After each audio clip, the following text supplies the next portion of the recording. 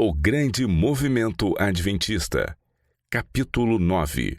O Tempo de Tardança. Então o reino dos céus será semelhante a 10 virgens, que, tomando as suas lâmpadas, saíram a encontrar-se com o noivo. 5 dentre elas eram sábias, e 5 tolas.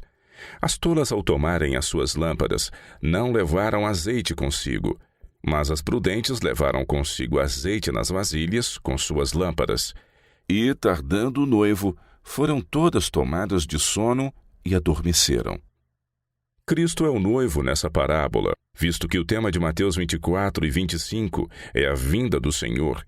A saída ao encontro do noivo, portanto, precisa representar uma ação da parte do povo de Deus para encontrar-se com Cristo em sua vinda. A palavra de Deus é a lâmpada. Todas as virgens haviam levado suas lâmpadas. A loucura de uma parte delas foi terem apenas a teoria da verdade, sem uma consagração sincera ao Senhor que desenvolveria as graças do Espírito no coração do crente. Essa obra é representada na parábola pelo azeite nas vasilhas. A tardança do noivo deve representar algum desapontamento por parte dos que saíram na expectativa de encontrar seu Senhor. A que tempo se aplica a parábola?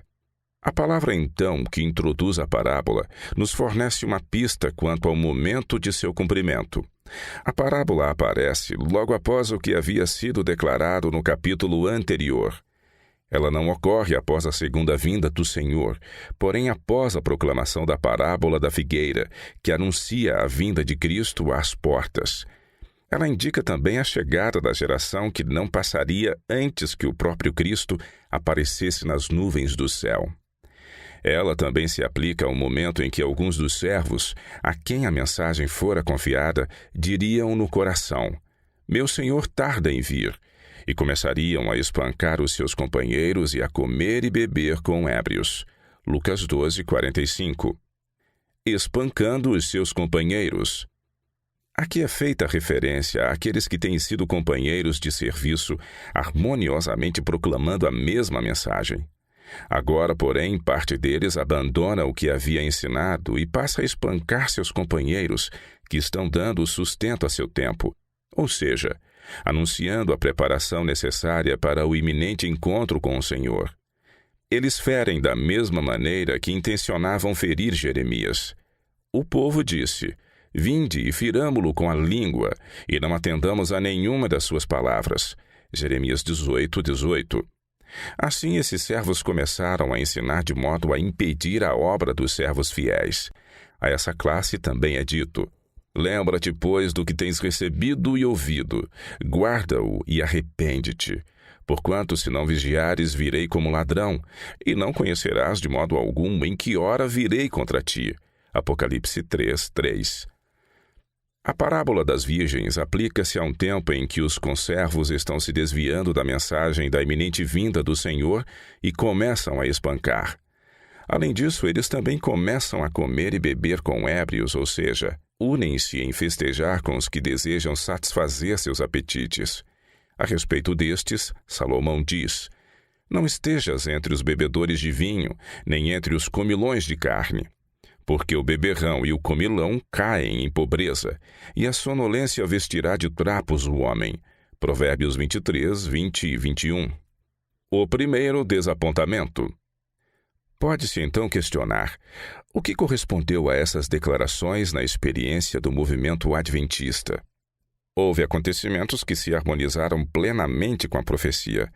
Os que proclamavam a mensagem até abril de 1844 trabalharam em meio às igrejas, e os ministros das várias denominações se uniram a eles em seus esforços. Assim, todos eram conservos ou companheiros. Os que anunciavam a mensagem ensinavam que os 2.300 dias de Daniel 8,14 terminariam no ano judaico de 1843, nosso ano de 1844. Proclamavam que a hora do juízo divino viria ao fim desse período. Naquela época, todas as denominações do país acreditavam que o dia do juízo teria início por ocasião da segunda vinda de Nosso Senhor.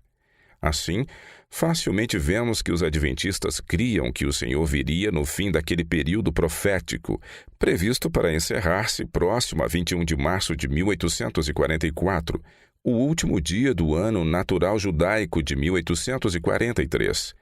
Eles consideravam o último dia de março ou o dia 1º de abril de 1844 como o momento em que o Salvador poderia vir.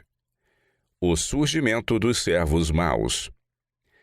Quando o último dia de março chegou e passou sem que o Senhor viesse, os que haviam trabalhado com os mensageiros do Senhor, cujos corações não haviam se consagrado totalmente à mensagem, voltaram-se contra ela e começaram a opor-se à obra, fazendo tudo ao seu alcance para dificultar o caminho dos que continuavam a ensinar a doutrina da iminente vinda do Senhor e a mensagem da hora do seu juízo. Disseram em seus corações: meu Senhor tarda em vir. Com seus lábios passaram a ensinar que o mundo inteiro deveria ser convertido antes que o Senhor viesse, e que todos os judeus deveriam retornar à Palestina e estabelecer o serviço do templo em Jerusalém antes que viesse o Messias. Alguns chegaram a ensinar que a vinda de Cristo era uma vinda espiritual, que ocorria por ocasião da conversão ou no momento da morte do crente, dando o sustento a seu tempo. Mateus 24:45. Enquanto esses maus servos assim se voltavam contra seus companheiros de trabalho, os servos que ainda permaneciam firmes na fé congregavam os fiéis em salões e bosques, dando-lhes o sustento a seu tempo, isto é, mostrando-lhes que os sinais dos tempos e as profecias cumpridas declaravam que a vinda de Cristo estava próxima às portas, do mesmo modo que antes do desapontamento. Festas nas igrejas. Enquanto assim procediam, iniciou-se nas igrejas protestantes algo que elas antes desconheciam: eventos na igreja com o propósito de banquetear e divertir. Todos que quisessem eram convidados a participar com eles das suas guloseimas. A primeira vez que tivemos notícia de algo assim na América foi no mês de maio de 1844, logo após o desapontamento. O que ocorreu foi o seguinte: Guilherme Miller instruía e exortava várias centenas de adventistas num salão em Rochester, Nova York. Ele lhes dizia: estamos no tempo de tardança de Mateus 25. Mantenham-se firmes na fé, pois em breve teremos mais luz sobre esse assunto. Nesse mesmo dia foi convocado um festival no porão de uma das maiores casas de reunião em Rochester. Uma multidão compareceu, tanto de membros de igreja quanto de incrédulos, e enquanto o diretor de uma certa faculdade de teologia divertia a multidão ridicularizando Guilherme Miller, ostras, sorvetes e doces eram vendidos ao povo. Além disso, um pequeno panfleto preparado por essa pessoa era vendido por 25 centavos. O livreto foi chamado de Uma Exposição do Millerismo. Menos de 2 semanas depois, outra denominação convocou na mesma cidade uma festa num salão público. A entrada custava 25 centavos e todos que quisessem foram convidados para vir e participar das ostras, sorvetes, bolos e doces ali servidos. Foi assim que tiveram início essas festas modernas das igrejas, que se tornaram posteriormente em sociais da maluquice, saco surpresa, pescaria de brindes, abelhas beijantes, estande onde se pagava para beijar as meninas, e assim por diante. Essa moda de ter festas na igreja cresceu de tal modo que, na atualidade, uma igreja que não tiver ao menos sua própria cozinha, despensa e salão de refeições é considerada fora do padrão. Esse estado de coisas teve início no tempo de tardança, conforme indicado na parábola. O próprio Miller conta o que se passou em Rochester nas seguintes palavras: um dos doutores em divindade em Rochester, o Sr. X da Igreja Y, escreveu um panfleto contra o millerismo. Chamou os senhores e as senhoras à casa de Deus, fez um grande banquete de ostras e outros piqueniques à moda Belsazar, beberam café e chá, comeram finas iguarias e venderam sorvetes e doces, e seu panfleto que se opunha à segunda vinda do querido Salvador. Na noite anterior à minha partida, outro reverendo deu uma festa de piquenique numa casa ou salão público e vendeu como o outro ingressos, sorvetes e doces. Fiquei feliz ao saber que algumas das igrejas de diferentes seitas não aprovaram essas festas babilônicas, e espero de coração não se dê que todas essas igrejas separadas sejam encontradas a comer e beber com ébrios quando Cristo vier.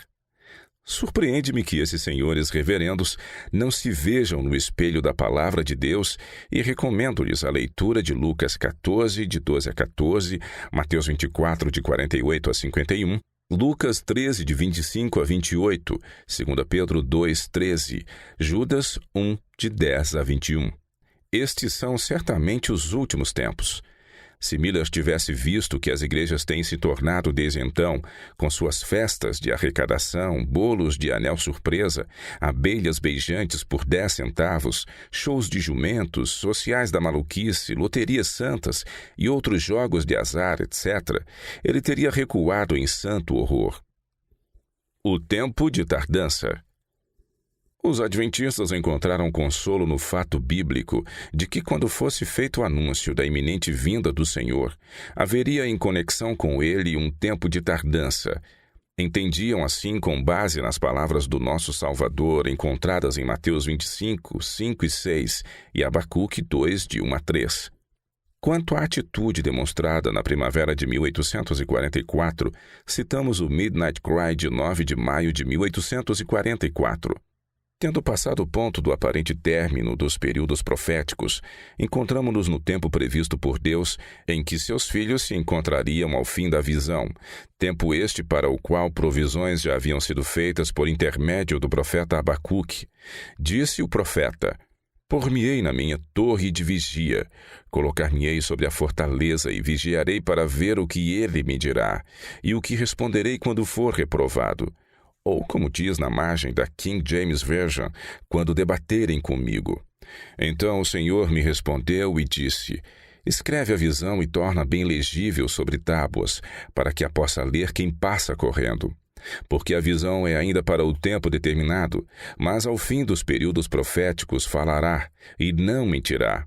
Mesmo se ela tardar além do aparente final, espera-a, porque certamente virá. Na plenitude dos tempos proféticos e além deles, não tardará.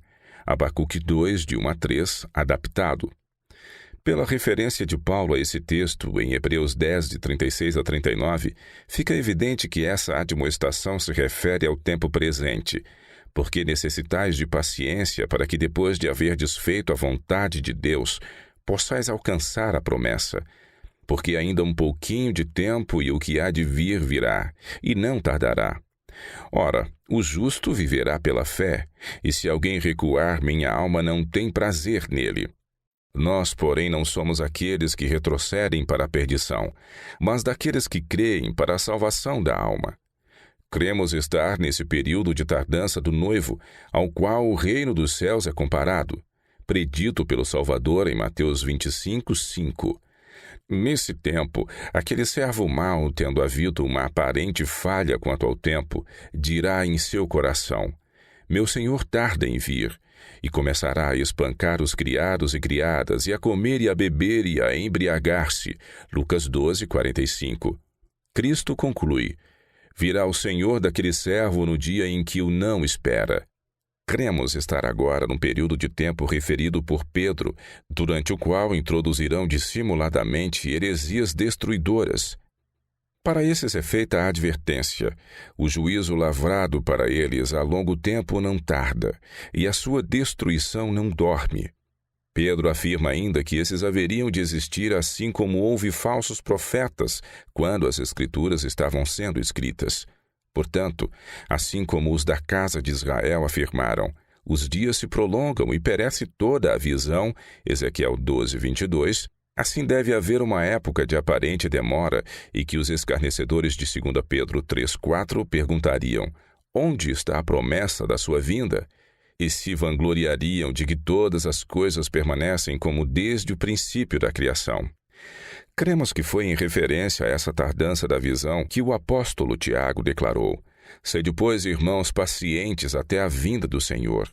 Sede vós também pacientes, fortalecei os vossos corações, pois a vinda do Senhor está próxima. Também, eis que o juiz está às portas. Tiago 5, de 7 a 9. Além disso, cremos no capítulo 12 de Lucas, que antecipa a passagem do tempo esperado e sobre a qual nos advertiu nosso Salvador. Estejam cingidos os vossos lombos e acesas as vossas lâmpadas.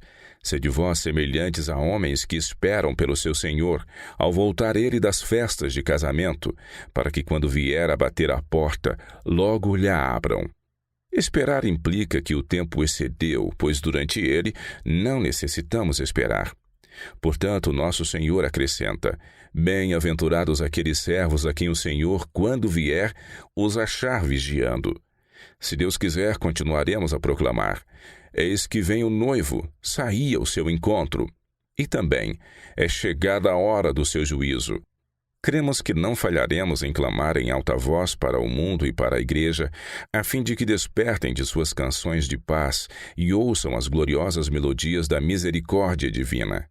É nosso desígnio continuar esperando e vigiando pela vinda do Senhor, crendo que está iminente. Vindicando a obra dos adventistas.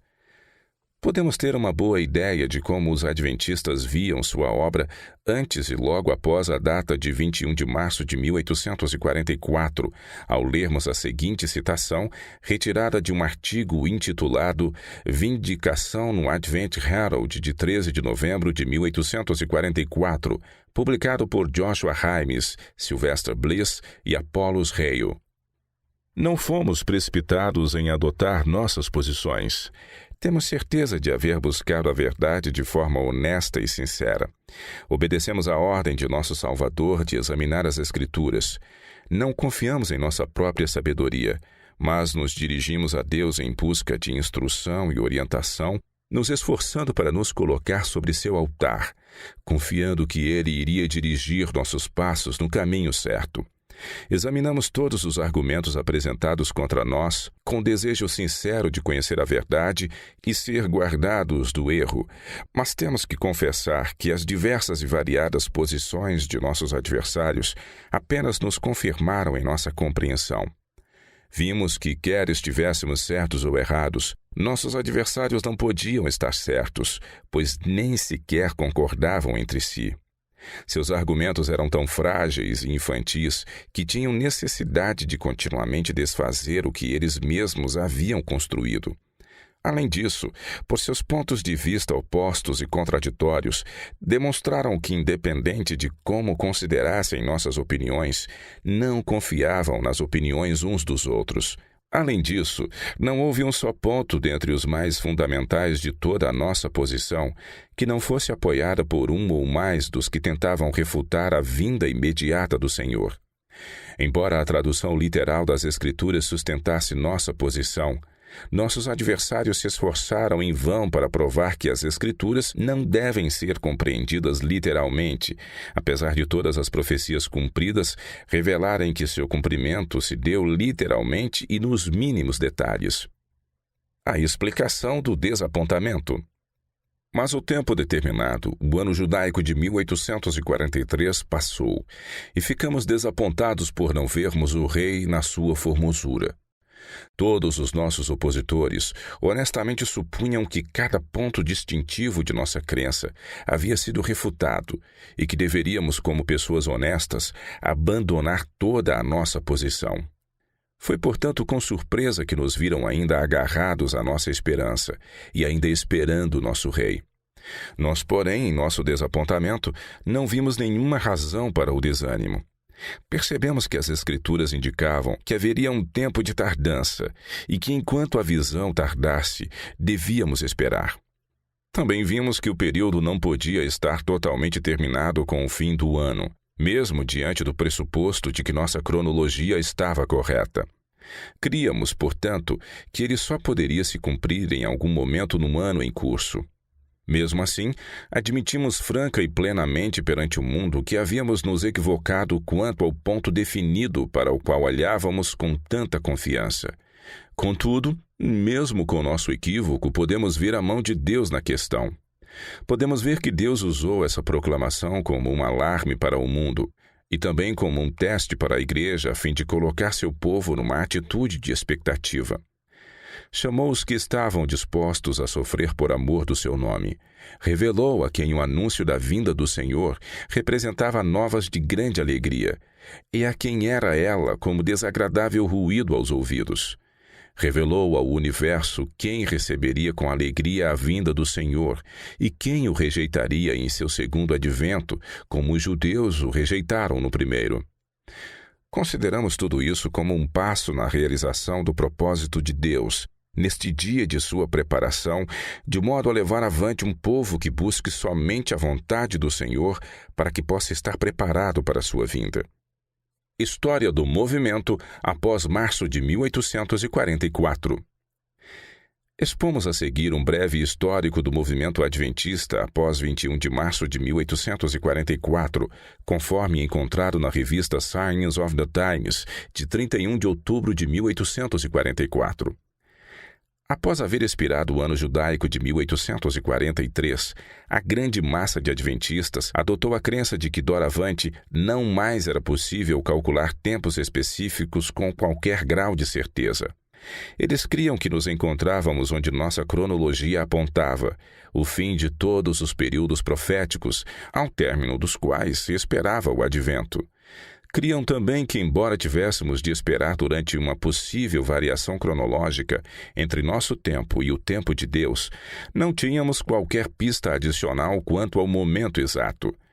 Todos haviam tomado suas lâmpadas e saído ao encontro do noivo, mas este havia demorado além do tempo, 1843, em que era esperado. Durante essa tardança da visão, parecia ser a determinação de todos esperar o seu cumprimento, crendo que não era possível que ela se atrasasse e que poderia ocorrer a qualquer momento. No entanto, logo ficou muito evidente que multidões estavam fazendo planos para o futuro, que não fariam se acreditassem que o Senhor viria ainda nesse ano. Ficou evidente que haviam adormecido quanto ao senso de percepção do aparecimento imediato do Senhor. Em outras palavras, pensaram que ele poderia vir a qualquer dia, ou que poderia demorar um pouco e que durante esse tempo poderiam desfrutar de um descanso reparador. Ora, aconteceu exatamente como o Salvador declarou que aconteceria. Tardando o noivo, foram todas tomadas de sono e adormeceram. Mateus 25, 5. Chamada a atenção para o outono de 1844. Desde maio de 1843, o irmão Miller já havia chamado nossa atenção para o 7º mês do sagrado ano judaico, como a ocasião da observância cerimonial dos tipos que apontam para o segundo advento. No outono passado, antecipamos essa circunstância com muito interesse. Após a passagem do tempo, o irmão Samuel Snow adotou plenamente a opinião de que, segundo os tipos cerimoniais, o advento do Senhor, quando ocorresse, precisava ocorrer no 10º dia do 7º mês. Contudo, ele não estava seguro quanto ao ano. Mais tarde, percebeu que os períodos proféticos, na verdade, somente terminariam neste ano, 1844. Ele, então, se firmou na posição de que por volta do dia 22 de outubro, dia em que cairia o 10º dia do 7º mês judaico de 1844, testemunharíamos o advento do Senhor da Glória. Pregou sobre isso em Nova York, Filadélfia e outros lugares durante a primavera e verão passados. Embora muitos adotassem seus pontos de vista, nenhuma manifestação extraordinária de seus efeitos foi vista até por volta de julho. Colheitas abandonadas nos campos.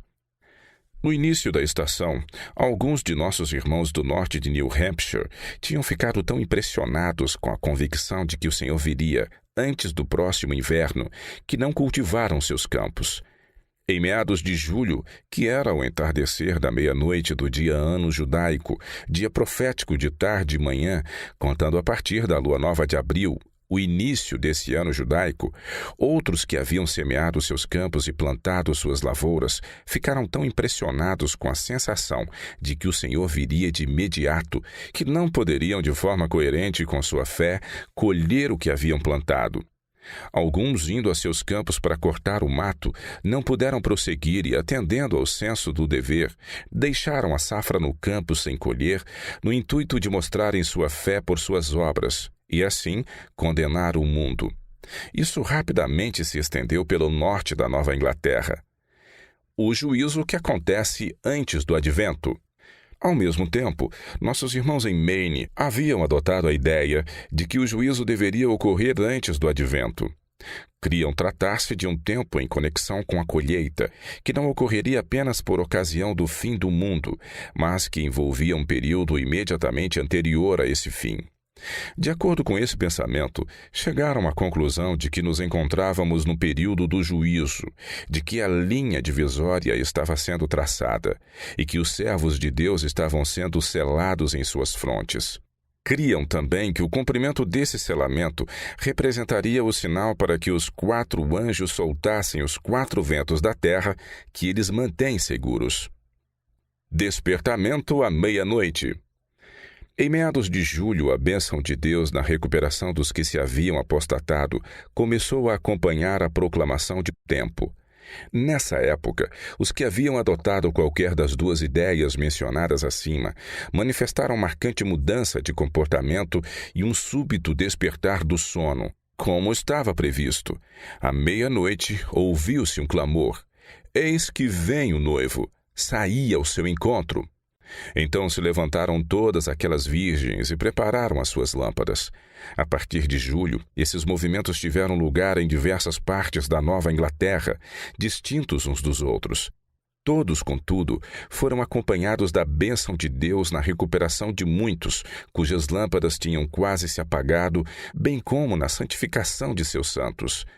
Na reunião campal de Exeter, todas essas influências se reuniram num grande movimento que rapidamente se espalhou por todos os grupos adventistas do país.